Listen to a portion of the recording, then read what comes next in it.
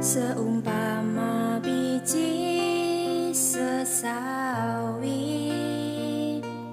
yang ditabur. Shalom saudaraku kasih Tuhan, selamat pagi. Berjumpa kembali dalam renungan harian pada hari ini. Dan selalu saya berharap bahwa hidup saudara adalah orang yang diberkati Tuhan. Dan jagalah kekudusan tetap tinggal dalam kasih kemurahan Tuhan di akhir zaman ini. Dan kita tetap membahas satu firman Tuhan, yaitu tentang titik bahaya dalam kehidupan. Dan kemarin kita membahas tentang gagalnya Kain beribadah berdampak kemunafikan yang terjadi di dalam kehidupan Kain. Dan hari ini kita melihat betapa bahayanya kalau kita ini tidak berjumpa dengan Tuhan dalam ibadah.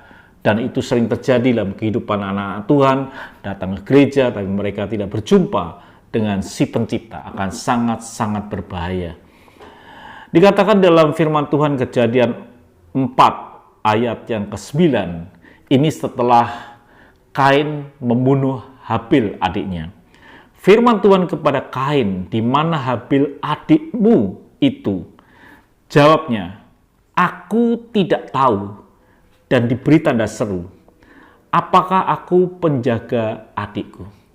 Saudaraku yang kasih Tuhan, orang yang tidak berjumpa dengan Tuhan, dia menjadi seorang yang disebut pembohong.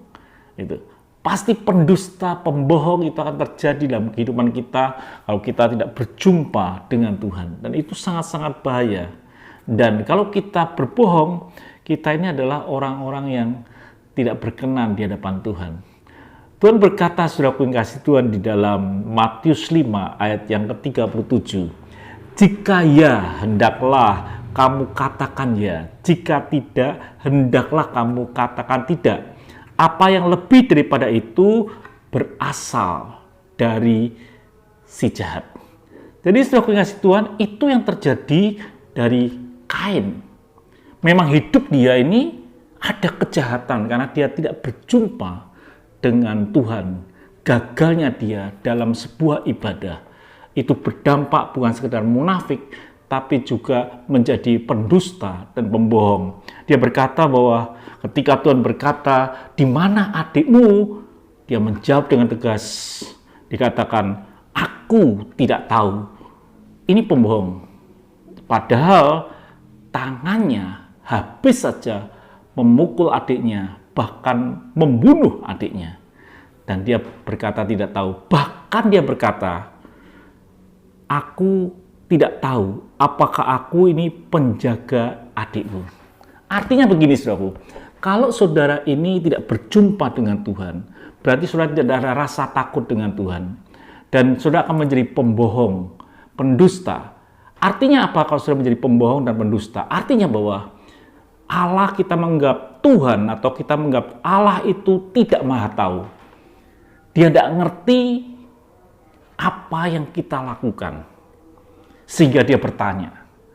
Jadi kalau saudara berbohong atau berdusta, itu sedang mengecilkan Tuhan dan berkata, "Tuhan, Engkau itu tidak tahu apa yang aku lakukan."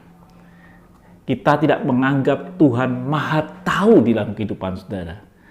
Jadi saudara kasih Tuhan, betapa pentingnya kita ini bisa berjumpa dengan Tuhan. Hati kita ini bisa ketemu dengan Tuhan. Maka hati kita ini akan mulia. Hati kita tidak akan dikuasai dengan kemunafikan dan kebohongan dalam hidup ini. Bahkan saudara kasih Tuhan, firman Tuhan dikatakan, firman-Nya, "Apakah yang telah kau perbuat itu? Darah adikmu itu berteriak kepadaku dari tanah. Maka sekarang terkutuklah engkau, terbuang jauh dari tanah yang mengangah mulutnya untuk menerima darah adikmu itu dari tanganmu."